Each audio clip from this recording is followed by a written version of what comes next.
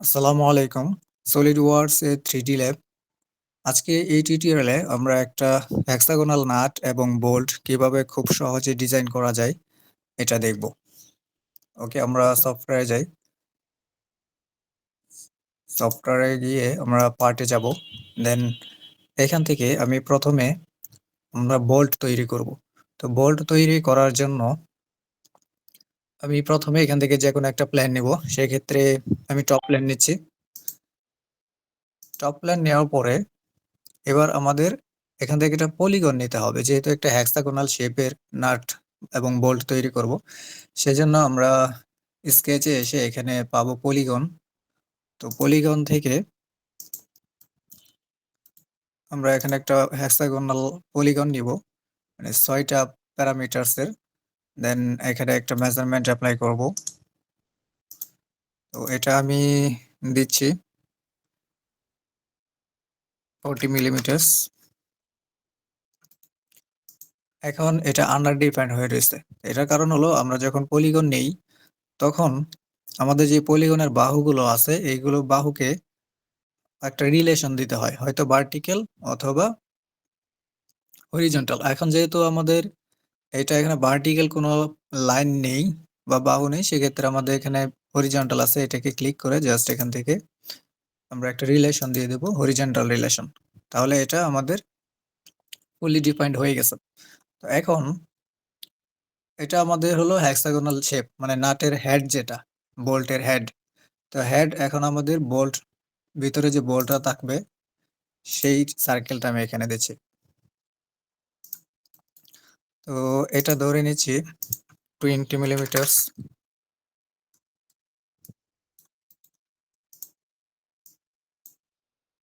ওকে, দেন এবার যাব আমরা ফিচার্সে। ফিচার্স থেকে এক্স টু বস।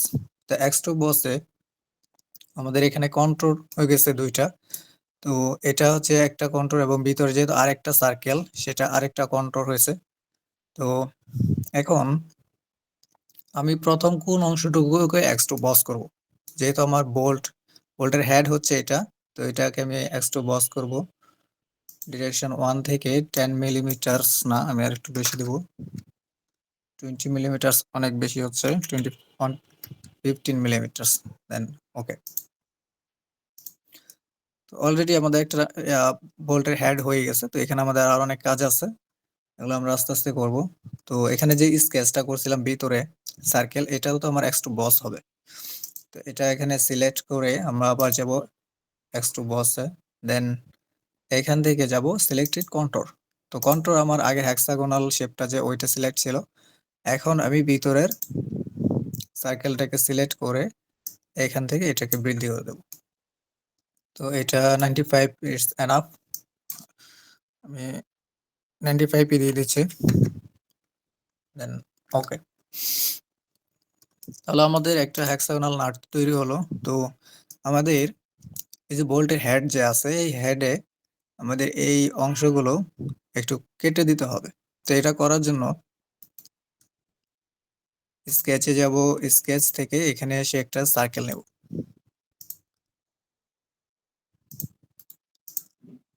তো এই সার্কেলটাকে এই এজ গুলো যে আছে এগুলো, এই এজ গুলোর সাথে ম্যাকট্যানজেন্ট একটা রিলেশন দিয়ে দেওয়ার সাথে সাথে এটা ডিফাইন্ড হয়ে গেছে। দেন আমরা যাব X to cut. X to কাটে এখন নিচের দিকে আসতেছে। আমরা এখানে দিব ফ্লিপ সাইড টু কাট। তাহলে অর্থাৎ আমার এই সার্কেলটা যে আছে, এই সার্কেলের বাইরে যে অংশটা আছে সেটা একটা ডিগ্রিতে কাটবে। তো ডিগ্রিটা আমি এখানে দিয়ে দেবো 45। তাহলে কি হচ্ছে, আমার জাস্ট এই যে ইয়েলো কালার দেখাচ্ছে, প্রিভিউ দেখাচ্ছে, এই অংশটুকু এখান থেকে কেটে যাচ্ছে। দেন ওকে। তাহলে আমাদের এই অংশটুকু এখানে কেটে গেল। আমাদের নাট এখানে হয়ে গেছে। এখন আমরা এখানে থ্রেড অ্যাপ্লাই করার জন্য এই অংশটাকে একটু চ্যাম্পার করে দিতে পারি। তো চ্যাম্পার অনেক কম হবে, যেমন 2 মিলিমিটার। ওকে, 2 মিলিমিটার অ্যাপ্লাই করলাম।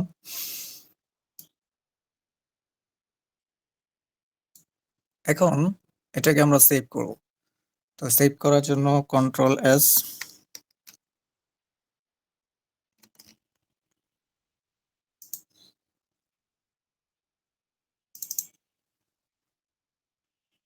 এখানে রাখবো নাট অ্যান্ড বল।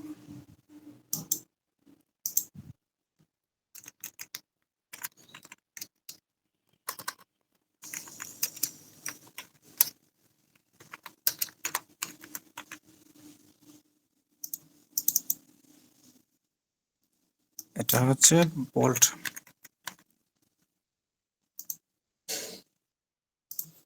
তো এটা আমি একটা সেভ করে ফেললাম। এখন আমার কাজ হচ্ছে এটার উপরে থ্রেড অ্যাপ্লাই করা। তো থ্রেড অ্যাপ্লাই করার জন্য আমাদের সফটওয়্যারে একটা কমান্ড আছে হোল উইজার্ড থেকে থ্রেডে আসবো।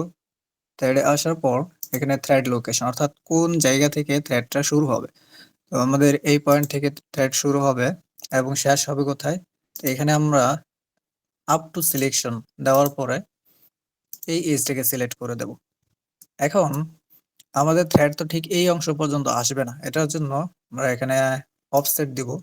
অফসেট দিয়ে একটু দূরে নিয়ে আসবো, যেমন এই পর্যন্ত থ্রেড থাকবে। এটা অনেক বেশি হয়ে যাচ্ছে, 8 মিলিমিটার। এবং এই দিকটা আর একটু বের হয়ে এদিকে চলে আসবে, যাতে এখানে আমাদের থ্রেডটা শেষ হয়। তো এটার জন্য আবার আপ টু সিলেকশন, এখানে অফসেট একটু বৃদ্ধি করে দেব, তো বাইরের দিকে চলে আসে। দেন আমরা এখানে থ্রেডটা কোন থ্রেড অ্যাপ্লাই করতেছি, এটার জন্য আমরা এখানে দেখব স্পেসিফিকেশন টাইপ ম্যাট্রিক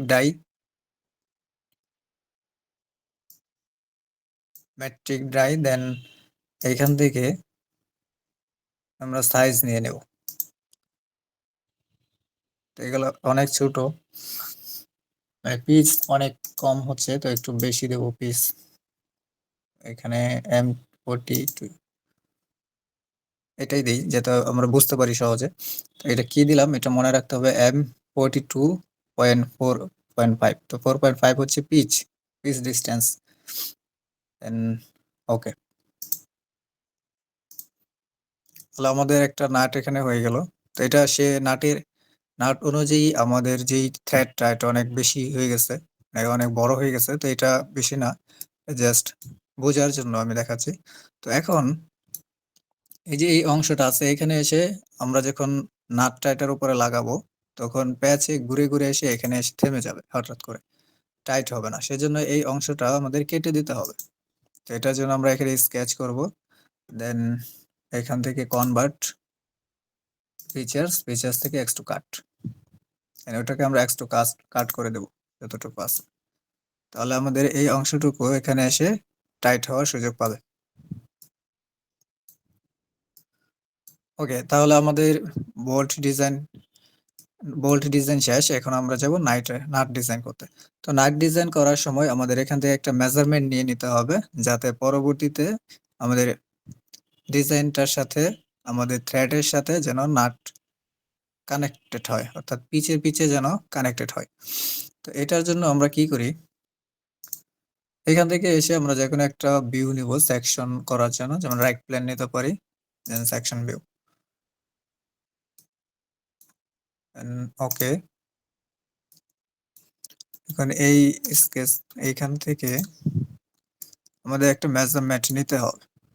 সেটা কি, এটা আমরা নিয়েছিলাম রাইট প্লেন।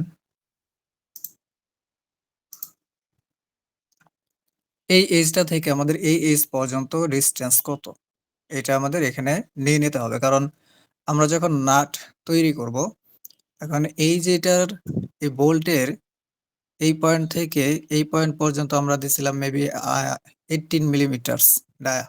এখন 18 মিলিমিটার ডায়া দিয়ে যদি আমরা বোল্ট তৈরি করি, সরি, হ্যাঁ, নাট তৈরি করি, তখন তো আমাদের এই পর্যন্ত চলে আসতেছে। তো এরপরে যদি আমরা এই দিকে কেটি, তাহলে তো এই ভিতরে আসতেছে না। তো ভিতরে না আসার জন্য আমাদের এখান থেকে ওই নাটের যে মেজারমেন্টটা থাকবে, সেখানে এই এই অংশটুকু প্লাস করতে হবে। তো এটা আমি আরো ভালো করে পরে দেখাচ্ছি। এখান থেকে এই মেজারমেন্টটা আমার নিতে হবে। তো মেজারমেন্টটা নেওয়ার জন্য সহজে করার জন্য আমি এখান থেকে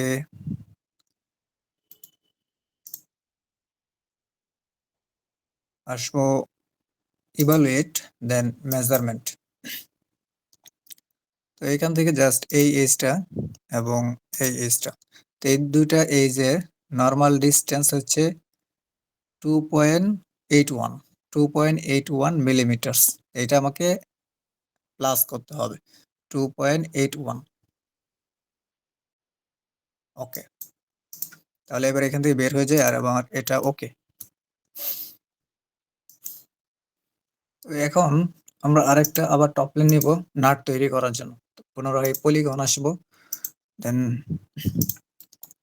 পলিগনে মেজারমেন্ট অ্যাপ্লাই করবো। এটা হচ্ছিল 40 মিলিমিটার এবং বলতেছিলাম যে পলিগনে যে কোনো একটা বাহুকে রিলেশন দিতে হয়, তো আমরা ম্যাক হরিজন্টাল দেব এন্ড ভিতরে আরেকটা সার্কেল হবে। তো এইটা কত হবে? আমাদের ওইখানে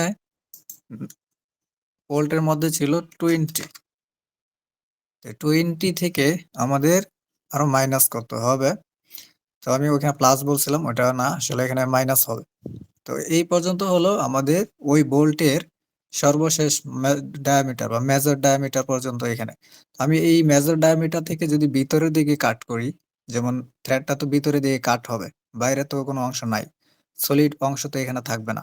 তো ভিতরের দিকে যদি কাট করি তাহলে মেজর ডায়ামিটার এবং মেজর ডায়ামিটার নাটের এবং বোল্টের দুইটা কানেক্টেড হবে না, অর্থাৎ ঘর্ষণই হবে না, এবং তাহলে তো থ্রেড তো ভিতরে আসতেছে না। তো এই থ্রেড ভিতরে আসার জন্য এখানে আমাদের 20 হলো ডায়ামিটার আমাদের বোল্টের। তো বোল্টের থেকে আমাদের এখানে দেখছিলাম 2.8 মেবি। তো 2.8 আমরা এখান থেকে মাইনাস করব।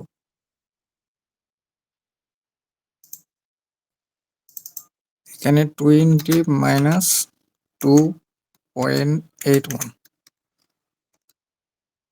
ওকে, তাহলে এটা এখন আমরা যদি কাট করি ওই একই থ্রেড দিয়ে, তাহলে এটা বাইরের দিকে আসতেছে এবং আমার ওই থ্রেডের সাথে পিচ এন্ড পিচ কানেক্টেড হবে।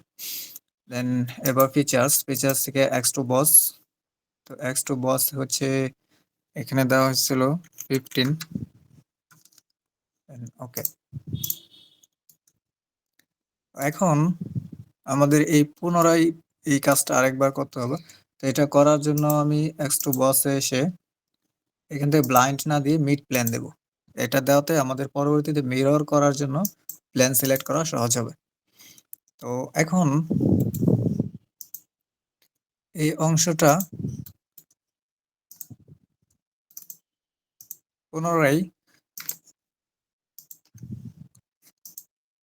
আউট সাইডটা কাট করে দিতে হবে, বাইরের অংশটুকু। এটুকু যাব এক্স টু কাট, দেন এখান থেকে ফ্লিপ সাইড এন্ড 45 ডিগ্রি, দেন ওকে। এখন এই অংশটুকুকে আমি অপোজিট পাশে নিয়ে যেতে হবে। তো এক পুনরায় আবার স্কেচ না করে জাস্ট মিররে যাব, মিরর এন্ড মিরর থেকে ফেস সিলেক্ট করবো আমরা, টপ প্ল্যান। তো এটা আমি মিড প্ল্যান দেওয়াতে এখান থেকে টপ প্ল্যানটা একদম মিডে আসছে এবং মিডটাই আমি সহজে পেয়ে গেছি। দেন আমরা লাস্টে কাজ করছিলাম কাট, দেন ওকে। তাহলে আমাদের এটুকু হয়ে গেছে এন্ড এখানে একটা চাম্পার হবে 2 মিলিমিটার এই পাশে এবং অপোজিট পাশে, দেন ওকে। এখন থ্রেড অ্যাপ্লাই করব, হোল উইজার্ড থেকে থ্রেড অ্যাপ্লাই করার পর এখানে থ্রেড লোকেশন একটা এবং আপ টু সিলেকশন এটা। ওকে, আমরা আগে যেই থ্রেডটা অ্যাপ্লাই করে রাখছিলাম সেটা অলরেডি হয়ে গেছে। এখন এখানে ম্যাট্রিক ডাই না, এখানে হবে ম্যাট্রিক ট্যাপ ভিতরের দিকে। তো এটা কি পার্থক্য হয়েছে আমরা একটু এই ভিউ থেকে যদি দেখি, ম্যাট্রিক ডাই ছিল কি এই পর্যন্ত। তো এখানে তোমাদের কোনো সলিড অংশই নেই, এখানে তো এক্সট্রা কাট বা কাট করতে পারবে না। তো এই জন্য এটা ম্যাট্রিক ডাই থাকে না, এটা এখানে দিতে হয় ম্যাট্রিক ট্যাপ, মানে ভিতরের অংশটাকে এখন এই অংশটুকু কেটে ফেলবে। ওকে, দেন আমরা একটু বাইরের দিকে নিয়ে আসতে পারি এগুলোকে, যেমন এই থ্রেডটা শুরু হচ্ছে ভিতর থেকে, তো এটা অফসেট এন্ড এইটা আমরা অফসেট দেবো, ওকে। তাহলে আমাদের এইখানে হয়ে গেছে। আর আরেকটা প্রবলেম হচ্ছে যে আমরা চ্যাম্পার করছিলাম, যে চ্যাম্পারটা বেশি ছোট হয়ে গেছে। তো চ্যাম্পার যদি 3 মিলিমিটার দিই,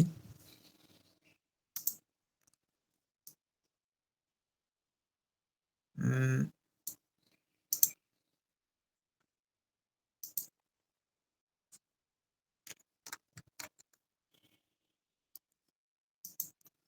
আচ্ছা, এখানে চ্যাম্পারের সাইজটা মিলতেছে না, কারণ আমাদের যে থ্রেডটা নিয়েছিলাম সেটা অনেক বড়। আমরা চ্যাম্পারটা এখান থেকে তুলে দিলে আবার থ্রেড চলে যাচ্ছে।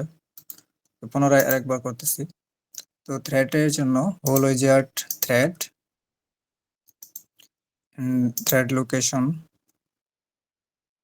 আপ টু সিলেকশন, অফসেট হবে এন্ড অফসেট, দেন ওকে। তাহলে আমাদের একটা থ্রেড এখানে অ্যাপ্লাই করলাম। তো এটাকে এবার আমরা অ্যাসেম্বলি করব। তো অ্যাসেম্বলি টিউটোরিয়ালটা আমি নেক্সট ভিডিওতে দেওয়া হবে। অ্যাসেম্বলি টিউটোরিয়ালটা নেক্সট ভিডিওতে আমি আপলোড করব। তো আপনারা এইটুকু দেখে এবং নাট এবং বোল্ট এই দুইটাকে ঠিক এইভাবে প্র্যাকটিস করেন। অ্যান্ড নেক্সট টিউটোরিয়ালে আমি অ্যাসেম্বলিটা কিভাবে অ্যাডভান্স অ্যাসেম্বলি করতে হয় এবং মোশন স্টাডি সহ আমি দেখিয়ে দেব। ওকে, সবাইকে ধন্যবাদ।